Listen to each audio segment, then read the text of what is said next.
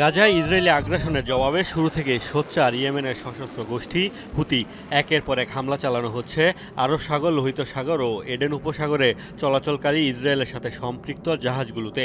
যুক্তরাষ্ট্র পাল্টা হামলা চালালেও দমানো যায়নি হুতিদের। একদিকে গড়ে তুলছে ইসরায়েল বিরোধী প্রতিরোধ, অন্যদিকে সমৃদ্ধ করছে অস্ত্র ভাণ্ডার। তারই ধারাবাহিকতায় প্রথমবারের মতো হামলায় হাতেম-2 মিসাইল ব্যবহার করেছে হুতি। চলতি সপ্তাহে আরব সাগরে এমএসসি সারাভি জাহাজে এই ব্যালিস্টিক মিসাইল ছোড়ার দাবি করে গোষ্ঠীটি। হুতির নৌবাহিনী আরব সাগরে ইসরায়েলি জাহাজ এমএসসি সারাভিতে বিশেষ সামরিক অভিযান চালিয়েছে। এই সফল অভিযানে ব্যবহার করা হয়েছে নতুন এক মিসাইল, যেটি সফল পরীক্ষা শেষে আমাদের সমর ভাণ্ডারে যুক্ত করা হয়েছে। এই মিসাইল দূরপাল্লার মিশন পরিচালনায় সক্ষম।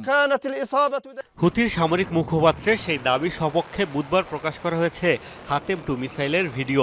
গোষ্ঠীটির দাবি, নিজস্ব প্রযুক্তিতে তৈরি এই মিসাইল, এটি অত্যাধুনিক হাইপারসনিক প্রযুক্তির বলেও দাবি তাদের। অবশ্য পশ্চিমারা বলছে হুতির নতুন মিসাইলের সাথে সাদৃশ্য রয়েছে ইরানের তৈরি ফাত্তা-1 নামের ক্ষেপণাস্ত্রের। বহু বছর ধরেই তেহরানের বিরুদ্ধে হুতিসহ মধ্যপ্রাচ্যের অন্যান্য সশস্ত্র সংগঠনগুলোকে অস্ত্র সরবরাহের অভিযোগ করে আসছে যুক্তরাষ্ট্র ও তার মিত্ররা। এর আগে চলতি মাসের প্রথম দিকে আরও একটি নতুন মিসাইল সামনে আনে হুতি, যার নাম ফিলিস্তিন। এই মিসাইল ছুড়ে ইসরায়েলের ভূখণ্ডে হামলার দাবিও করে গোষ্ঠীটি।